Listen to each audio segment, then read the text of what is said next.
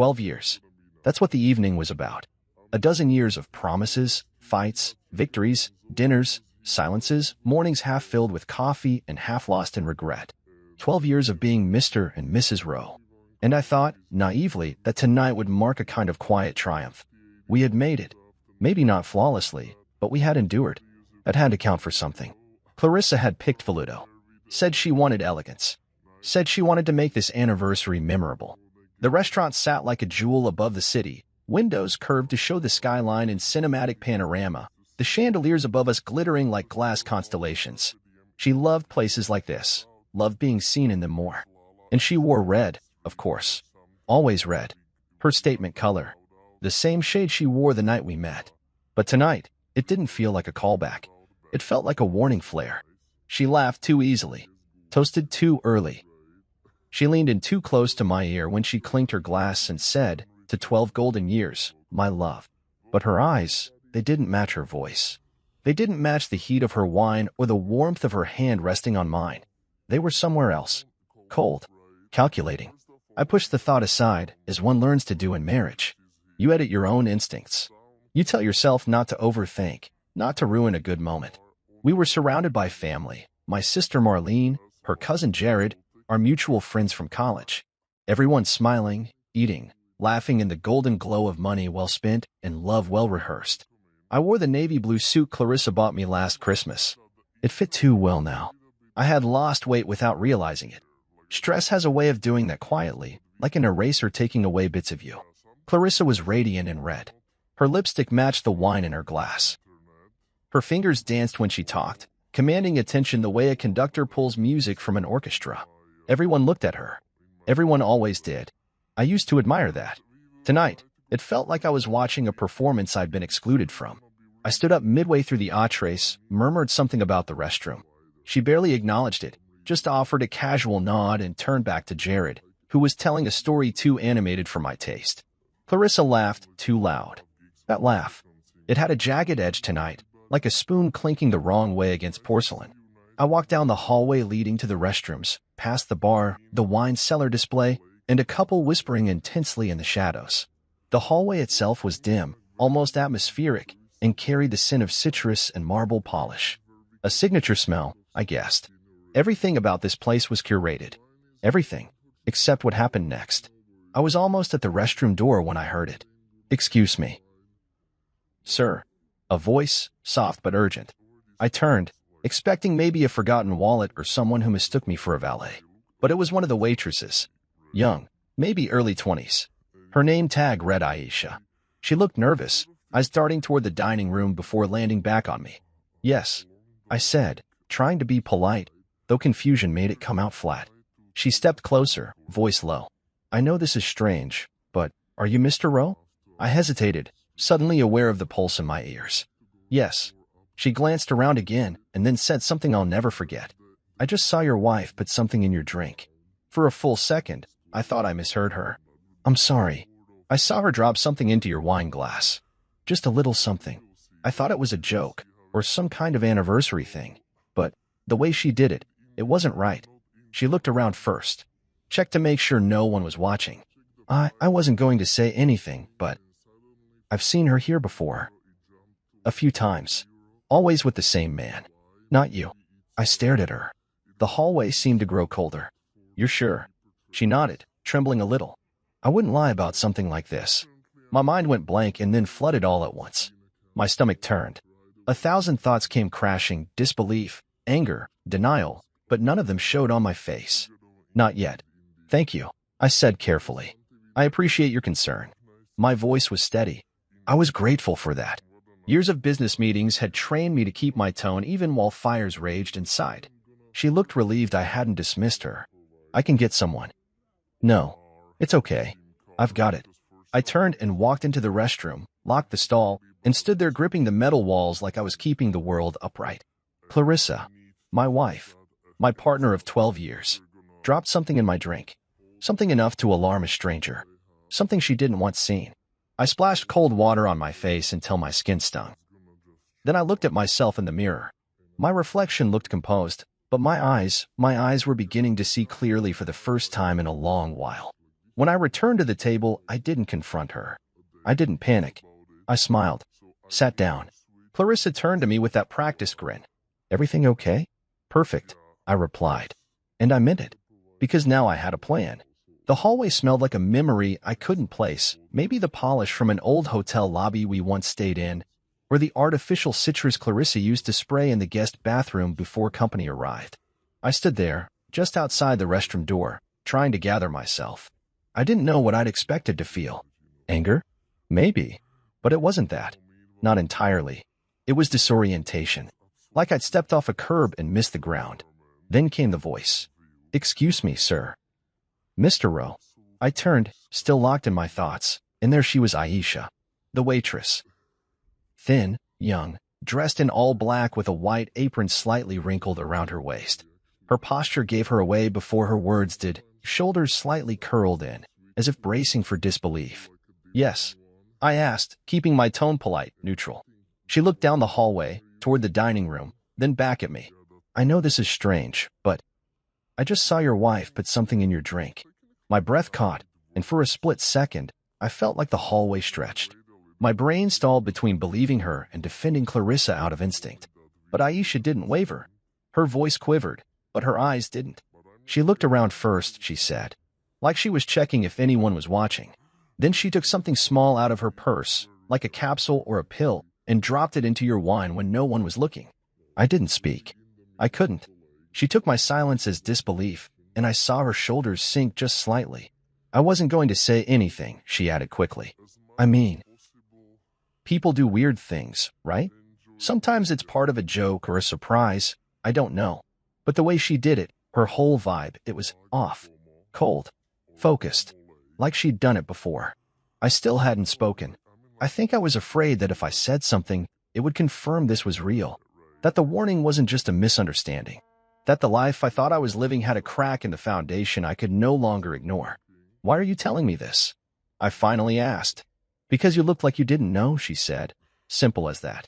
And I wouldn't be able to sleep tonight if I stayed quiet. That's what did it. That last line. Something about the tremble in her voice and the clarity in her eyes. She wasn't lying. She was scared. Not for herself, but for me. And she had no reason to make any of it up. Thank you, I said, and I meant it. You did the right thing. I didn't see what it was exactly, she added. Just that it dissolved fast. Like powder or something.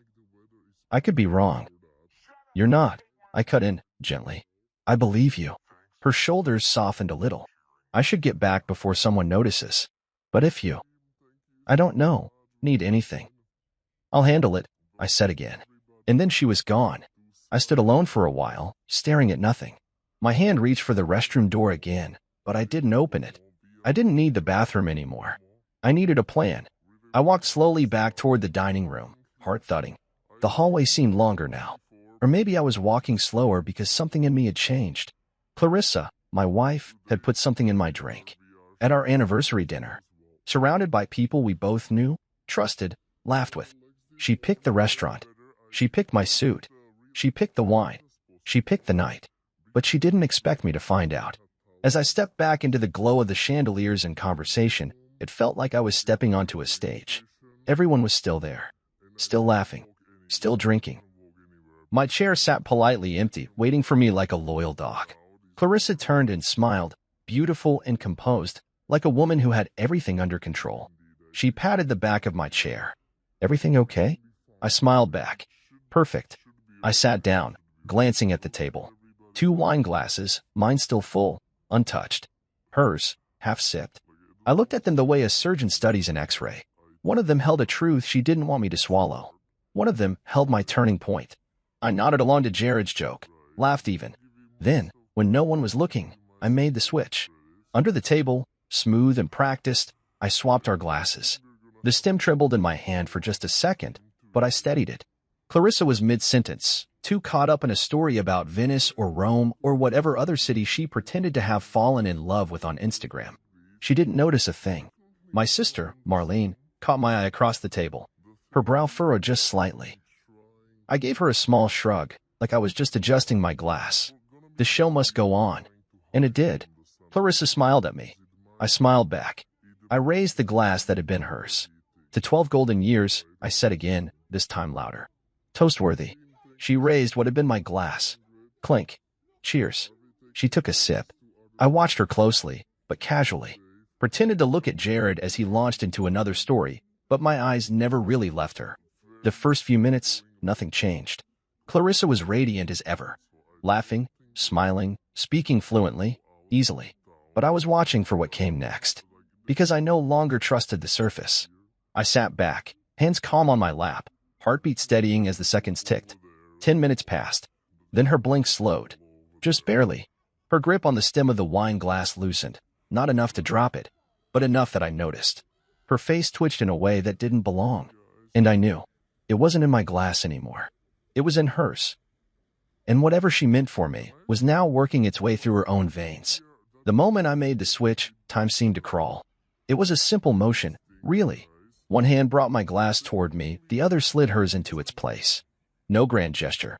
No clinking or sloshing. Just a smooth, deliberate act that wouldn't draw attention unless someone was already suspicious. But even then, it would just look like a distracted man correcting the position of his drink. Nothing more. The perfect lie, hidden in plain sight. Everyone at the table was lost in chatter. Jared was still mid-story, something about a business trip to Milan that no one asked about. Clarissa had leaned slightly into his direction, her laugh syrupy and light, her body angled just enough to seem engaged. And yet, she threw me a glance. Just one. A casual flick of the eye, as if to say, "You're watching, aren't you?" That glance alone made my throat tighten. I took the first sip from the glass she intended for me, forcing a natural smile as the wine touched my lips. Rich. Red. No grit. No taste of deceit. Nothing that screamed danger. I swallowed once. Carefully. Then set the glass down and waited. That single sip felt like holding my breath underwater. I didn't know what she had dropped in. Didn't know how quickly it worked. But I knew one thing. Whatever it was, she had meant for it to reach my bloodstream. Clarissa mirrored me. Raised her glass, now mine, and drank from it. A full sip. Confident. Her smile bloomed like a practiced act. To 12 more, she said. May they be even better. To 12 more, I echoed. Marlene watched me closely. I saw it in the way she tilted her head, brows slightly drawn. She always read me too well, but I gave her nothing. Just the smile of a man surrounded by love and laughter, celebrating another year of partnership. I didn't know how much she had heard or guessed. But her eyes narrowed for half a second too long. She would ask questions later, and I'd have answers ready. 10 minutes passed. Clarissa didn't falter. She chatted with Jared. She complimented the wine. She leaned in to whisper something to her cousin Lena that made her giggle. For a moment, I felt like the whole thing had been a hallucination. Maybe Aisha was wrong. Maybe Clarissa dropped a mint or a vitamin or some romantic prank meant to surprise me. My heart started to ease. And then it began. It was subtle. Too subtle for anyone else at the table to notice. But I was watching. Her left eyelid twitched. She blinked twice. Slow. Then again, rapidly. I pretended to wipe my mouth with a napkin, using the gesture to cover how closely I was studying her. Her hand hovered near the wine glass, but didn't lift it again. Her fingers wavered, like the stem was heavier than it should have been. Jared asked her a question. Clarissa smiled, opened her mouth to respond, and stopped. Just for a second. Her jaw clenched. Her throat moved like she was swallowing something thick. I looked away to keep from staring. My heart thudded in my chest like a drumline on parade. The panic I'd been bottling now roared inside me. Not panic from fear, but from confirmation. This was real. This was happening. She had drugged my wine. And now, she was tasting the result. Marlene leaned in, subtle as always. "You good?" she murmured. "Yeah," I replied smoothly. "Just full. Might step out for some air soon." Clarissa let out a low chuckle, the kind that didn't belong in the moment. A beat late. Her head swayed slightly, but she caught herself. Her smile didn't quite recover after that. Her lips parted as if to say something, then closed again. She looked around the table. Her eyes landed on me. And for the first time all night, she truly saw me. Not the version I was presenting. Not the doting husband or the naive fool. She saw me. The man who knew. The man who had switched the glasses. The man who had returned from the restroom changed. Her mouth opened again. "Is it hot in here?" she mumbled, voice thinner than before. Jared turned. "You all right?" Clarissa raised her hand slowly, touched her temple like someone easing a headache into submission. "Just a little dizzy," Maybe the wine's stronger than I thought. No one laughed. Not this time. She tried to stand. Her napkin fluttered from her lap to the floor. Her heel caught the leg of the chair. Her body tilted, but not dramatically. Just enough that her posture no longer looked deliberate. Her weight leaned too far forward, and for a heartbeat, she hovered like a tree too weak to stay rooted. Then she collapsed, slow, surreal, folding back into her seat before sliding to the floor. The room changed instantly. Chairs scraped. Silverware clinked as hands flew to mouths. Someone gasped. Someone else stood and reached for their phone. Clarissa, Jared barked, kneeling beside her. Her eyes fluttered. One arm sprawled against the floor, her other twitching at the elbow. The wine glass tipped off the table, rolling once before spilling red into the ivory cloth like blood into snow. I didn't move at first. Then I stood, slowly, with deliberate calm. "Call an ambulance," I said. My voice was steel. No one moved faster than Aisha. She had appeared from the hallway, already pulling out her phone. Her hands didn't shake. In that chaos, I watched everyone's face. Jared's horror, Marlene's sharp suspicion, Lena's confusion. But Clarissa's, hers was something else. Her gaze locked on mine, pupils dilated, lips parted. There was something there. Not just panic, realization, and fear. Not of the pain, not of the collapse, but of me. Her plan had failed. And now, she knew I knew. Clarissa's fall wasn't dramatic. It wasn't the kind of scene that gets gasps in a movie.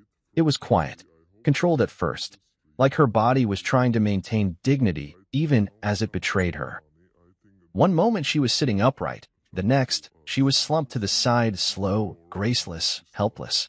Her hand had reached out, but not in time. The stem of the wine glass slipped from her fingers and tipped over, spilling Bordeaux-like blood across the pristine ivory tablecloth.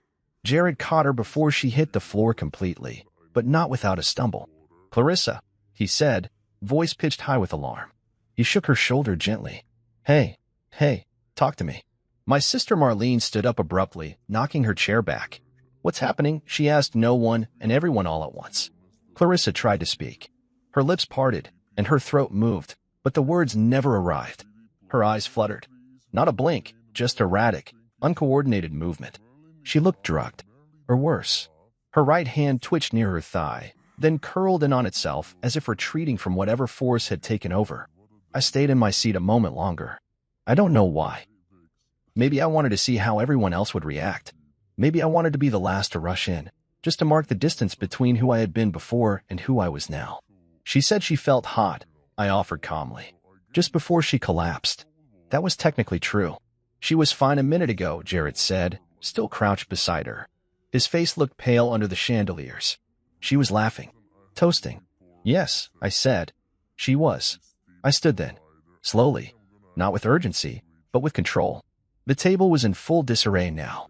Chairs pushed back. Utensils knocked sideways. The red stain on the tablecloth spreading like a shadow. Clarissa groaned faintly. Her head lolled against Jared's arm. Her eyes blinked, unfocused. Then, for a second, they found mine. And held. That look, it froze something inside me. It wasn't a plea for help. It wasn't even surprise. It was closer to comprehension. Like she knew exactly what had gone wrong. Like she knew she'd failed. I crouched beside her, opposite Jared. "Clarissa," I said gently, taking her limp hand.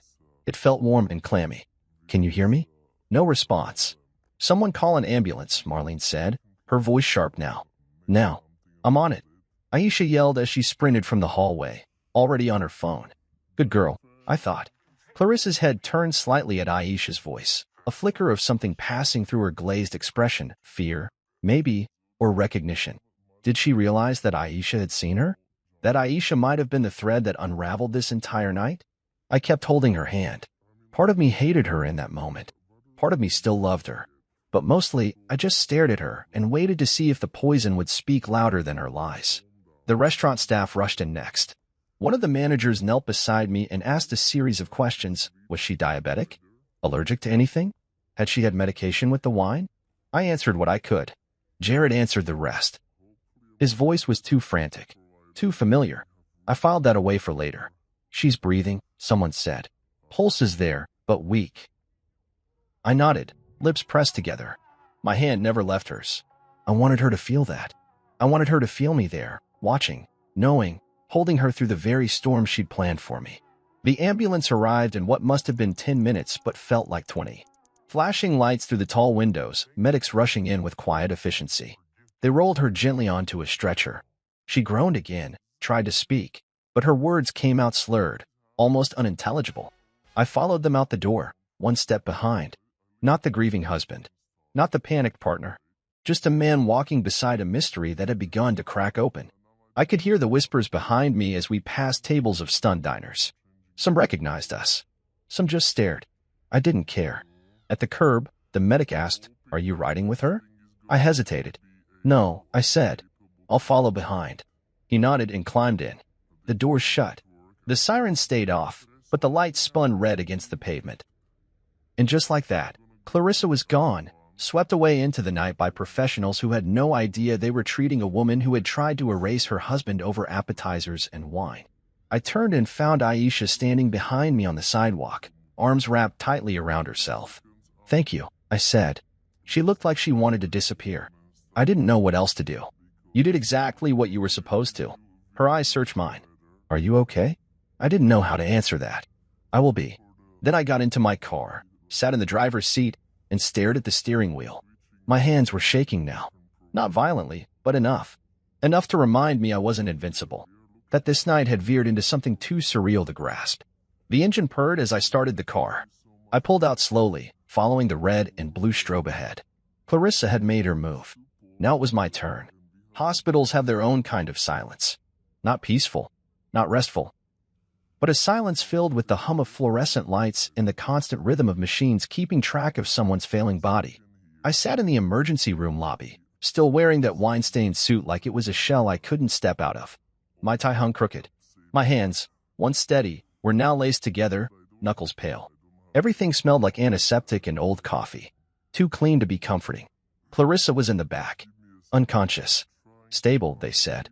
The nurse at the desk had assured me 3 times that she was being monitored. Vitals were holding. Whatever she'd ingested hadn't killed her. Yet, I couldn't stop replaying it all in my head. The clink of the glass. The moment her eyes locked onto mine before she fell. The way she hadn't asked me for help, hadn't reached toward me. It wasn't panic. It was recognition. And underneath it, maybe something uglier. Maybe she knew the drink she'd laced had found its way back to her.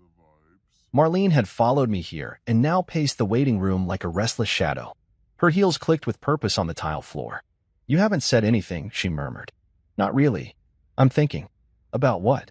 I didn't look at her. "What happens next?" Aisha had called in a report. The restaurant had handed over security footage. But it was all still noise in my head. I needed something solid. Something that couldn't be twisted. "Do you still believe it was her?" Marlene asked, stopping in front of me. "That she did something to your drink?" "She didn't deny it," I said quietly. "She didn't have the chance." Marlene didn't speak after that. She just sank into the chair next to me. We waited. Eventually, a woman in plain clothes and a badge stepped into the room. Detective Rosario. Late 40s, probably. Sharp eyes. No-nonsense voice. She scanned the room, spotted me, and walked over. "Mr. Rowe." "Yes. Can we speak privately?" Marlene stood. "I'm his sister." Rosario gave her a nod, then looked at me again. "What you share now could factor into an open investigation. You understand?" "I do." She led me down a hallway into a side consultation room. Bare walls, a whiteboard with nothing on it, and 2 plastic chairs that didn't belong in any place claiming to be humane. I sat. "We ran toxicology," she began, flipping open a slim black notebook. "Your wife ingested a moderate dose of something called benzoprex. Know what that is?" "No." "It's not common. It's used in some research trials to paralyze the voluntary muscles temporarily. Doesn't kill, but depending on how it's mixed or consumed, it can cause significant loss of motor control, slurred speech, confusion, collapse." I said nothing. She studied me. "You didn't drink your wine?" "No." "Why?" I inhaled, then let the breath go slow. "A waitress, Aisha," she pulled me aside on the way to the restroom. "Told me she saw Clarissa put something in my glass. Said it looked like powder." That she hesitated. That she'd seen Clarissa there before, with another man. Rosario blinked. "You're saying she tried to poison you?" "I'm saying she didn't expect to be seen." "And you, what?" "Switch the glasses." I nodded. "Yes.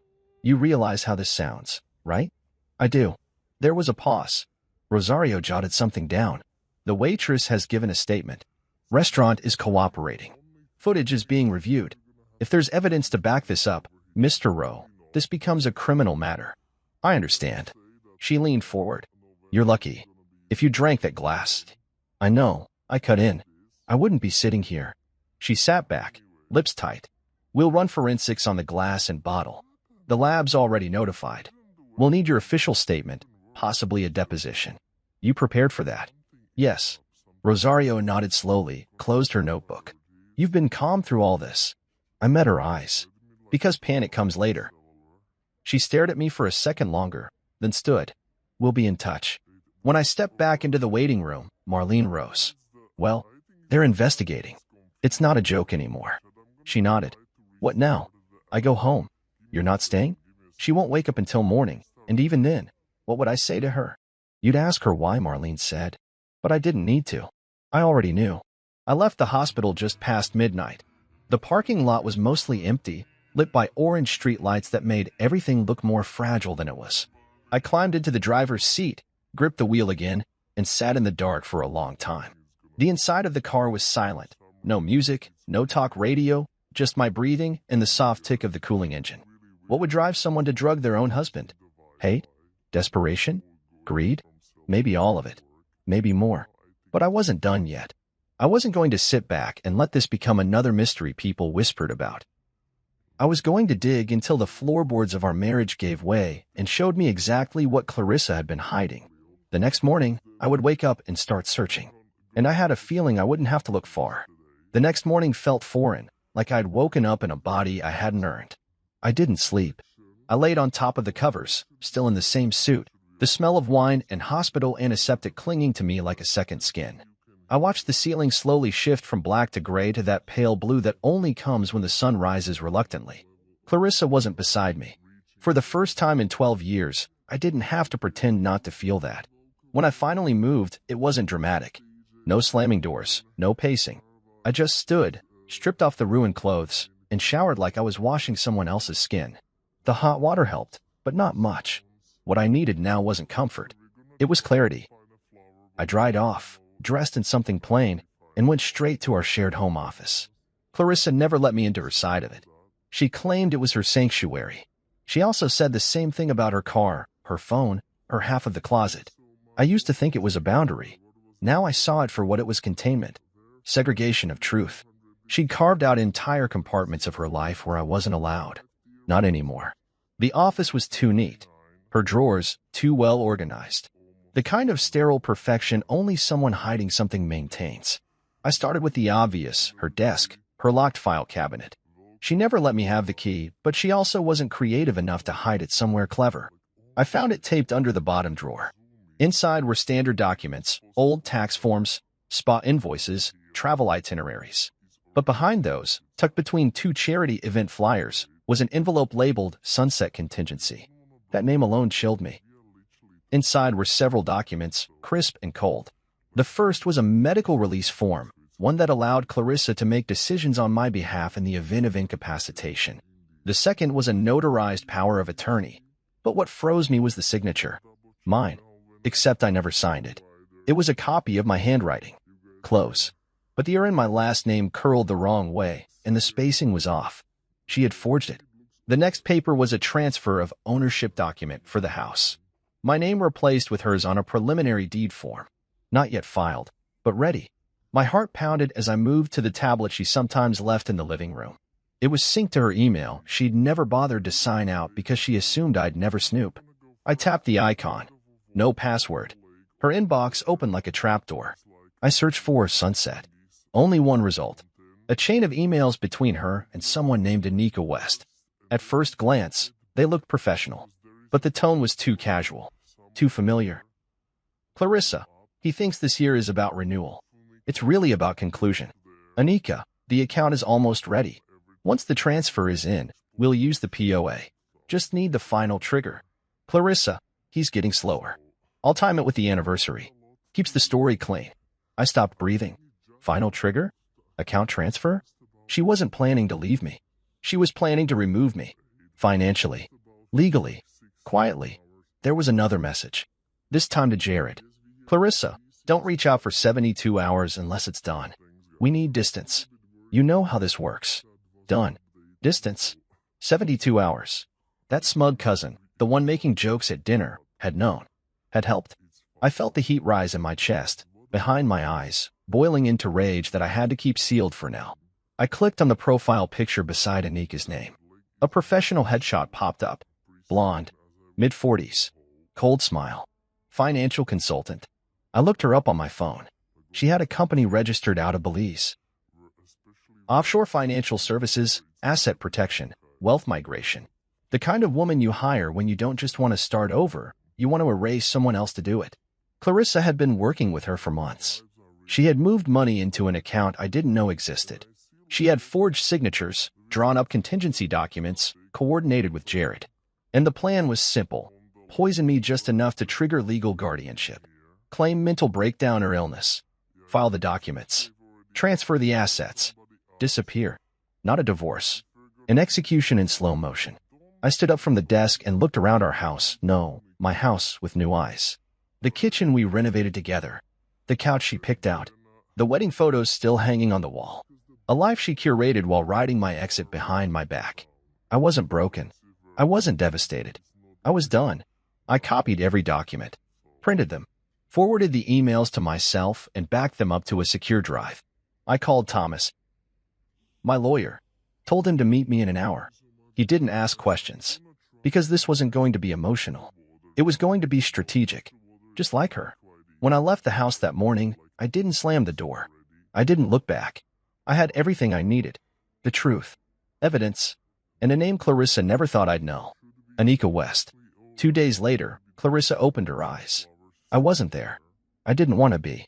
I'd already given the police everything, Aisha's statement, the forged documents, the email chains, even a copy of the medical report showing traces of benzoprex in her bloodstream. They had what they needed. Now it was about timing. Thomas called me early that morning. The district attorney's office is ready. They'll file charges by noon. You'll need to make a formal deposition by Friday. Good, I said. And her release? She's conscious now, but still under medical observation. They'll keep her at least one more night. They've assigned an officer to her door. Just one. Thomas chuckled dryly. This isn't TV. She's not a flight risk yet. But she will be. I stared out the window of his office. Downtown buzzed below, busy and blind. The city kept moving while mine had ground to a halt. She'll try to explain it away, I muttered. She always does. Thomas nodded. Let her. You've got more than enough to shut that down. Just stay calm. Calm was a funny word for the storm that had taken root inside me. I wasn't trembling anymore. I wasn't confused. But a cold certainty had taken hold, one that whispered there was no going back. By the time I arrived at the hospital later that afternoon, the detective on duty had already spoken to Clarissa. I stood outside her room for a long moment, watching through the small glass panel in the door. She sat up in bed, for in her arm, hair pulled back. No makeup. No red dress. Just a pale blue gown and eyes that scanned the ceiling like it owed her something. I pushed the door open slowly. She looked up and smiled. That was the first red flag. Hey, she said, voice scratchy but light. They said you might stop by. They? I asked. Your legal team or your co-conspirators? Her smile thinned. You're angry. I get it. I stepped inside, shut the door behind me. No, Clarissa. Angry is what I felt before I found forged documents with my signature on them.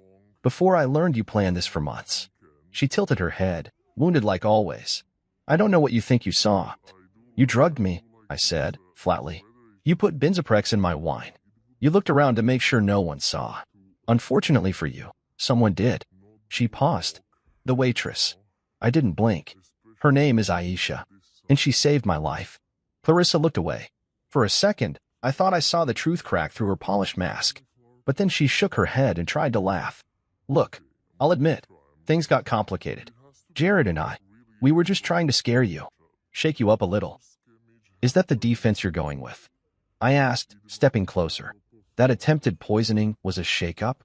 That the forged power of attorney, the offshore account with Anika West, and the emails planning my incapacitation were just an elaborate prank? Her face froze. You saw the emails. All of them. She sank back slightly into the bed, but her voice turned cold. You always underestimated me. I didn't, I replied. I just trusted you. She flinched. I leaned against the windowsill, arms crossed. You were going to put me away. Use the power of attorney to claim I wasn't well. Move the assets. Liquidate everything. And vanish. Her lips parted, but no words came out. I thought we were partners, I said, quieter now. Even when we were drifting. Even when we barely spoke. I never imagined you'd see me as disposable. Clarissa swallowed hard. You don't know what it's like. To feel stuck. You had your work, your name. Everyone respected you. I was just his wife. I wanted more. Then leave, I said sharply. Divorce me. Fight for half. You'd get it. But you wanted it all. Her silence said enough. I didn't come here to yell, I added. I came to tell you. It's over. She looked at me with something like fear now. You're pressing charges. I'm not, I corrected. The state is. Attempted poisoning. Fraud. Criminal conspiracy. You'll be arraigned after you're discharged. Tears welled up in her eyes, probably the first honest reaction I'd seen from her in years. Jared's gone, she whispered. As soon as he heard, he stopped answering. I nodded. Cowards scatter when the light comes on. She looked so small then, so defeated. But I didn't feel satisfaction. I didn't feel revenge. I felt nothing, which scared me more. I stood, straightened my coat, and headed for the door. Wait, she said. I turned. Do you hate me? She asked, voice fragile. I met her gaze, long and hard. No, I said, but I see you now. And with that, I left. Outside, the detective met me with a clipboard and a quiet nod. She'll be booked upon release. You did well. I just survived, I replied. He shrugged. That's more than most. By the time I got home, the sun was setting in strips of orange and violet. I stood in the kitchen, the quiet almost sacred. The kind of peace you only earn when truth finally speaks louder than illusion. The marriage was dead, but I wasn't. And now the rest of my life could begin. You don't really understand what the word scandal means until your name is printed under it in bold font. Until your inbox floods with subject lines that start with, "Are you okay?" but end with links to gossip blogs. Until people who barely spoke to you at barbecues now forward you screenshots of headlines like CEO poison plot, wife's wine plan backfires. I sat in my apartment, the one I moved into the day after Clarissa's arrest, and stared at the image they used for the article. A photo from our 10th anniversary. I had my hand on her back. She was laughing. We looked in love. People don't realize how betrayal has a face. A snapshot. A date and time. A paper trail. The article didn't get everything right. Some called it an accident. Others spun it as a botched anniversary surprise. One column suggested we were both in on it, trying to stage a viral publicity stunt for a brand I hadn't touched in 2 years. But the truth didn't need their edits. The truth had weight now. Legal weight. Paperwork and poison. Clarissa's name was redacted in some early reports, but by day 3, the dam broke. Her mugshot went public. She still had on the hospital gown, her hair pulled back in a way that made her look far more fragile than I remembered. My inbox was a war zone. Clients. Family. Reporters. College friends who hadn't spoken to me in a decade. I ignored them all. Let the silence do what words couldn't. I didn't post a statement. I didn't defend her or myself. I just logged off. I made one phone call. To Marlene. Still breathing? She asked when she picked up. Barely, I said. You see the news? Everyone has. Even Mom asked if you needed a priest. I chuckled once, short and tired. I don't need a priest. I need time. Well, you've got me. And I'm outside with groceries. I stood, walked to the door, and opened it. There she was, big sunglasses, oversized hoodie, and 3 bags of groceries that she dropped dramatically onto the kitchen counter. Thought you could use food that isn't microwaved, she said, already unpacking. And some silence that doesn't echo. I don't know how to be in this place yet, I admitted, leaning against the counter. It's clean. It's quiet. But it's not home. It will be, she said, placing eggs in the fridge. Eventually, she didn't ask me how I was feeling. Marlene knew that question was useless. Instead, she cooked. Eggs and toast. Orange juice. Silence only broken by the sound of a pan scraping gently against the stovetop. Do you remember, she said as she plated the food, that summer before you married her? When we all went to the lake house. I nodded. She was late. As usual.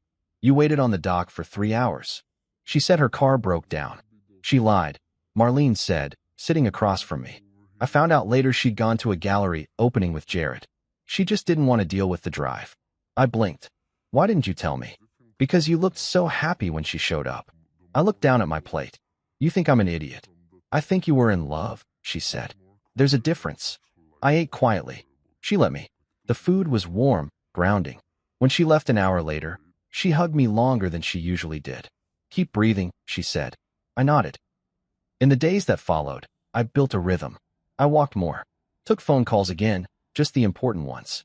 I declined every interview. I filed restraining orders against 2 tabloids that showed up outside the building. I found solace in structure. Woke up at the same time each day. Read. Cooked. Slept. Repeat. I also went to every court hearing. Clarissa sat across from me, always dressed perfectly, always with her lawyer close. She never once looked at me directly. She looked past me, through me. Or maybe she couldn't bear to look at what she'd tried to erase and failed. The courtroom was always filled with murmurs. Reporters in the back. Spectators pretending not to stare. I sat straight, silent. I didn't want to fight her anymore. I just wanted the truth to finish its work. At the 3rd hearing, the judge ruled the evidence sufficient for trial. Attempted poisoning, document fraud, intent to defraud and manipulate financial assets. No one gasped. No one clapped. But I felt something shift in the air. A kind of closure. Or the beginning of it. Clarissa's attorney tried to spin the story. Said she was overwhelmed. That she feared I was emotionally distant and tried to shake me into seeing her again. No mention of Anika. No mention of Jared. Just theatrics.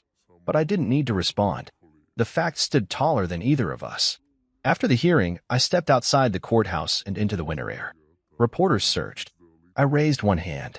No comment, I said. But thank you for respecting my space. They didn't respect it, but they wrote it down. That night, back in my apartment, I opened my journal. I hadn't touched it in years. The first entry was dated 2013, the year we got married. I flipped past pages of hopes, frustrations, goals. Then I found the blank one and started writing again. She tried to end me, I wrote. But I'm still here. And I'm finally mine again. It was a Thursday morning when I found the envelope. No return address. No markings. Just my name in delicate handwriting I didn't recognize at first. It had been slid under the door, old school. No text. No email. No signature on a package app. Just paper and quiet intention. I picked it up, heart slowing the way it does when you know something matters before you even open it. I sat on the couch, the apartment still humming with the low sound of traffic outside. It had become my sanctuary, 4 walls of controlled solitude. No Clarissa. No echoes of laughter laced with ulterior motives. Just the sound of me breathing.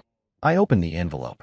Inside was a single page, handwritten, each letter carefully formed like the writer had been unsure if they should send it at all. Mr. Rowe, I hope this reaches you in peace. I didn't know if I should write at all, but something kept pushing me to. Maybe it's guilt. Maybe it's gratitude. Maybe both. I stopped reading for a second. I already knew who it was. Aisha.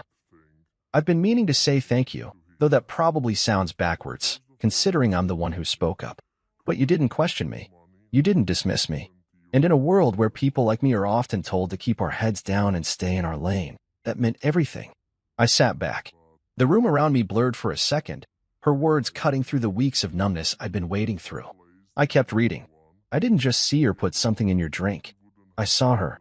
I saw the look on her face when she did it. I knew what it meant. But I've seen things before and said nothing. Fear does that. It teaches you silence. But something in your face when you left the table, it made me speak up. You looked like a good man. And I thought, if someone like you could still be blindsided, maybe we all could. Maybe that's the danger we don't talk about. The ones closest to us holding the sharpest blades. After the news broke, I got a message. Anonymous. A woman. She offered me money to stay quiet. To recant. She didn't say her name. But she used a private encrypted email. I traced it back.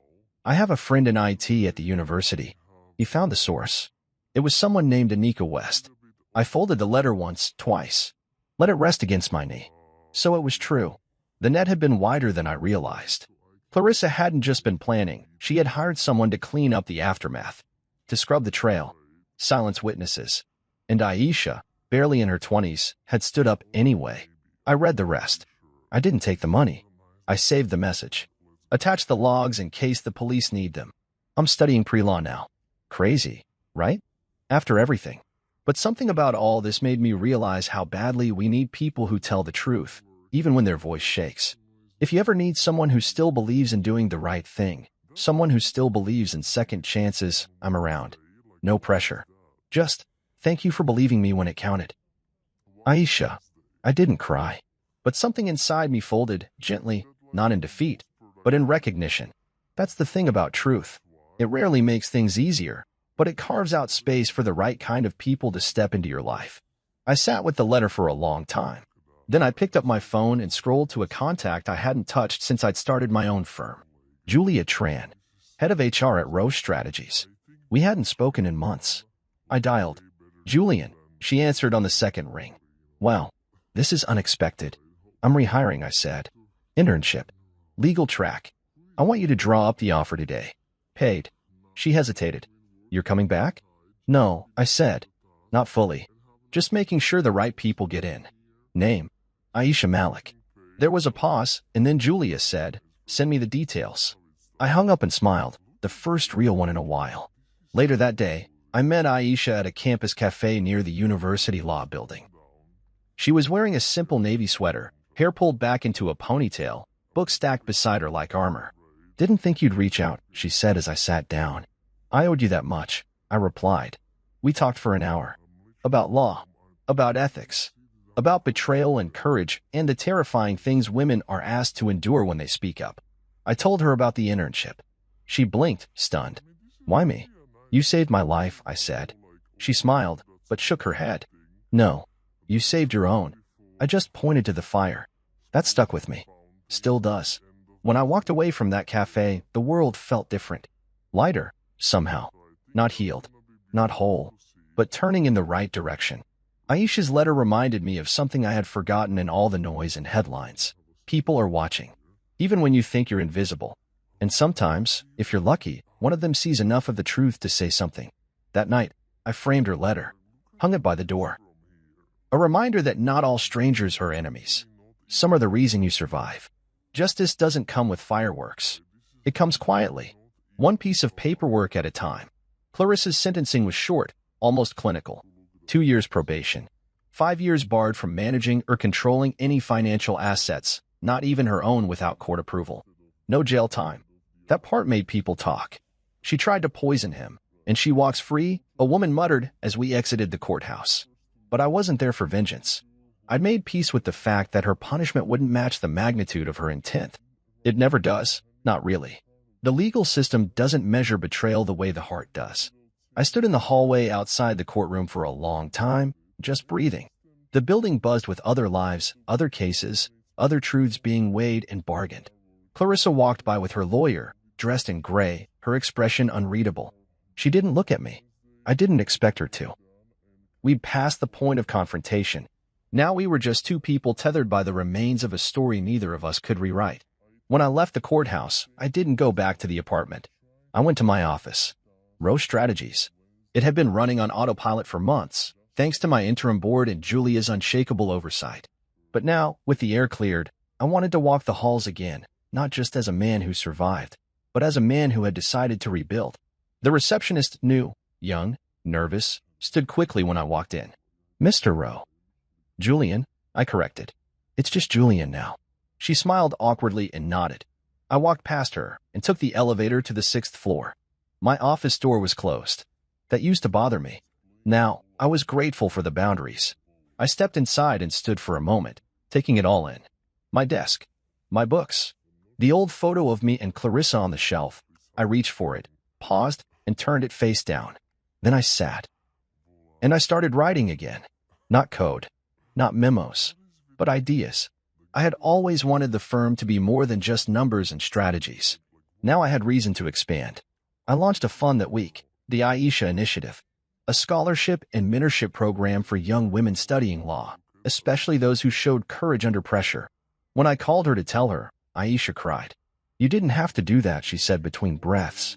I did, I replied, because someone like you shouldn't have to be brave alone. The press latched onto it quickly. From poison to purpose, one headline read. I didn't care for the dramatics, but I appreciated the shift in tone. The story was changing now. Not just a man betrayed, but a man who chose to rise. I spoke at events. Quiet ones. I didn't want to be a symbol, I just wanted to be a voice.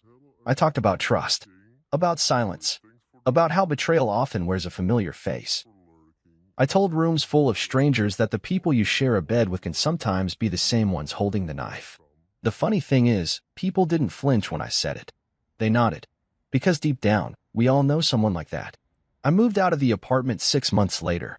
Bought a house across the river. Smaller. Simpler. Walls painted in soft earth tones. A kitchen with just enough space for me and maybe, one day, someone else. I didn't hang many photos. I didn't need reminders anymore. Just peace. Clarissa never reached out. Not after sentencing. Not after the article stopped. And Jared? He vanished completely. Rumor had it he left the country. I didn't care. I had let that chapter close. Marlene came over every Sunday. She brought groceries, and I cooked. We never talked about Clarissa. We didn't need to. Our silence was acknowledgement enough. One evening, she lifted her glass of wine and said, "You're different now." "How so?" I asked. "Quieter," she said. "But stronger. Like something broke and healed back smarter." I smiled. "That's what surviving does to you." "No," she corrected. "That's what choosing to live again does." I thought about that long after she left. About the difference between surviving and choosing to live. How easy it would have been to crawl into bitterness and build a home there. But I hadn't. I'd risen. Quietly. Deliberately. Without noise, but with purpose. And that, I decided, was my victory. People ask me now if I still believe in love. I do. But I believe in self-trust more. I believe in reading the silences between people. In watching the small things. How someone closes a door. How they react when you're not looking.